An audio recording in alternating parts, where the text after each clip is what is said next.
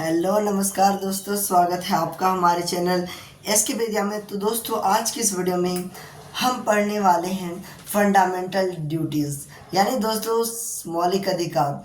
अगले वीडियो में हमने देखा था दोस्तों कि पार्लियामेंट्री सिस्टम क्या होता है।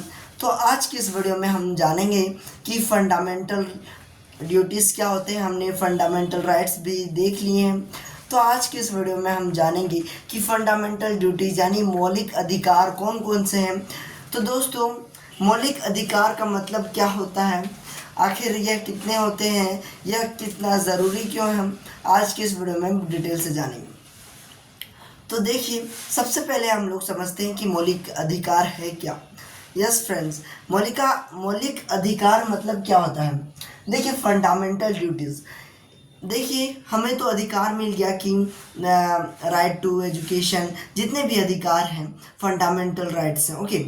लेकिन हमारे लिए जो कर्तव्य उन्हें भी हमें निभाना बहुत ही ज़रूरी है। जैसे हमारे देश के लिए हमारे पास बहुत सारे ऐसे कर्तव्य हैं जो हमें निभाने चाहिए।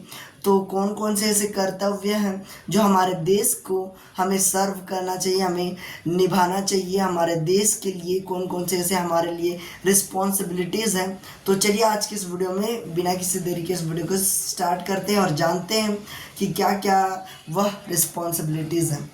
तो देखिए दोस्तों, सबसे पहले हम लोग समझते हैं कि मौलिक अधिकार जो है वह आर्टिकल मतलब अनुच्छेद 51A में रखा गया है, ओके। ये हमेशा आप याद रखिएगा कि आर्टिकल कितना में है, fundamental duties article 51A। Under this article of our constitution, every citizen has been obligated to the perform obtain duties called fundamental।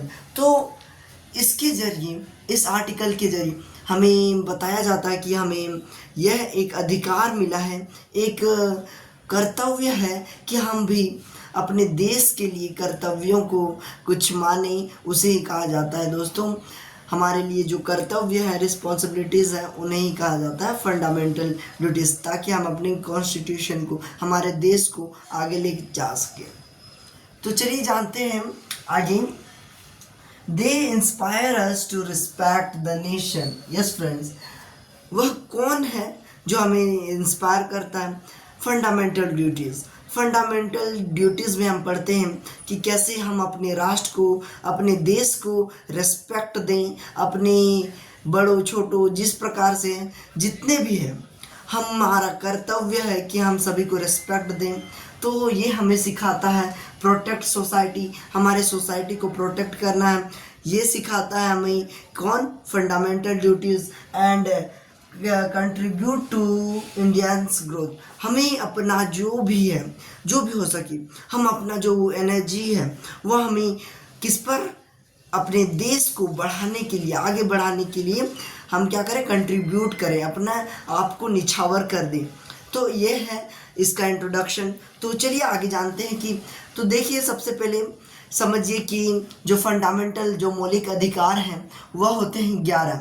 तो दोस्तों, आज की इस वीडियो में हम जानेंगे बस 7, इसे बस इतना ही आप याद रखिए।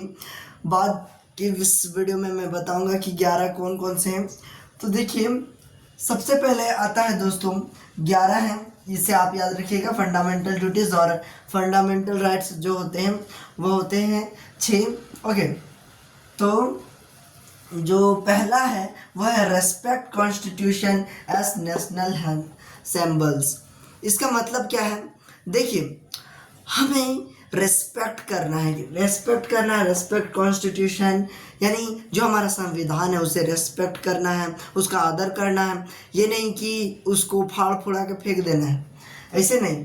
और हमारे जो नेशनल सिंबल्स जैसे राष्ट्रगान हो गए, राष्ट्रध्वज हो गए, जितने भी है, जैसे उनका आदर करना है। जब भी बजे तो सीधा खड़ा होकर उसका आदर सत्कार करना है।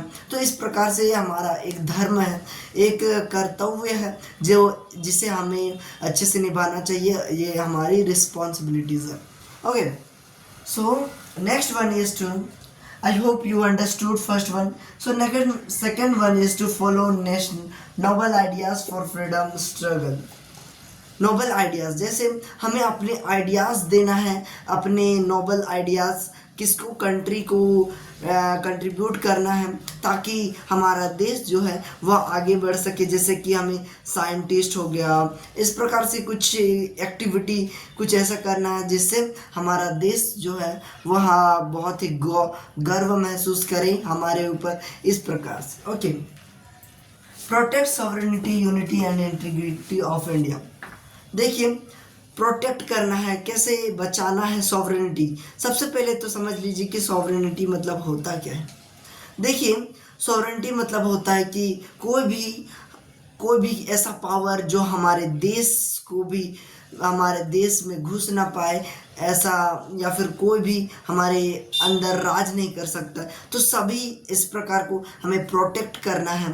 जैसे यूनिटी, हमें सब एक साथ रहना है, इसे प्रोटेक्ट करना है। किसी को यह नहीं बताना है कि जैसे झगड़ा करो ये वो, तो साथ में मिलकर रहना है। तो okay, I hope you understood. Freedom में रहना है और स्ट्रगल करना।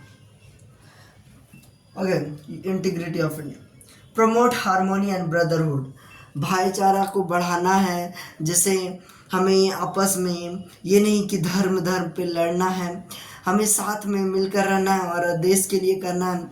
तो ब्रदरहुड के जैसा रहना है, ये हमारी रिस्पॉन्सिबिलिटी है। हर के साथ एक जैसा व्यवहार करना है, किसी के साथ बुरा व्यवहार नहीं करना है। तो देखिए, देन प्रोटेक्ट नेचुरल इन्वायरमेंट। देखिए दोस्तों, एक यह महत्वपूर्ण है, प्रोटेक्ट करना है किसे, नेचुरल इन्वायरमेंट। नेचुरल इन्वायरमेंट मतलब हमारे पास जितने भी हैं नदी तालाब, ये जितने भी हैं पेड़ पौधे, इनको काटना नहीं है, नदी को गंदा नहीं करना, इन सभी की रक्षा करना है, इन सभी को साफ सुथरा रखना है हमें, ताकि हमें आगे में कुछ फ्यूचर में प्रॉब्लम्स ना हो। इसीलिए हमें इनका क्या करना चाहिए, बचाव करना चाहिए, प्रोटेक्ट करना चाहिए। तो ये बहुत ही इम्पोर्टेंट है, इसे आप याद रख सकते हैं।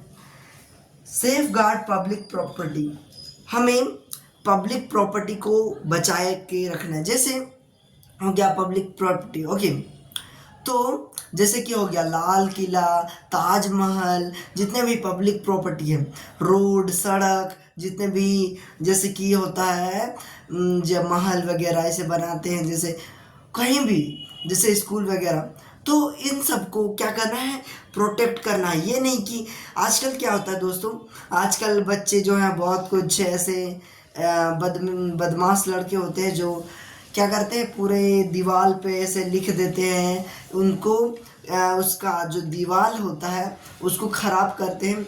ऐसा वैसा नहीं करना है, ये गलत बात है। तो ये हमारी रिस्पॉन्सिबिलिटीज़ हैं। तो दोस्तों, आज के इस वीडियो को यहीं पे समाप्त करते हैं। अगर आपको यह वीडियो अच्छा लगा होगा तो प्लीज़ हमारे चैनल को सब्सक्राइब कर दीजिएगा। तो मिलते हैं किसी नए वीडियो के साथ, तब तक के लिए बाय, जय हिंद दोस्तों।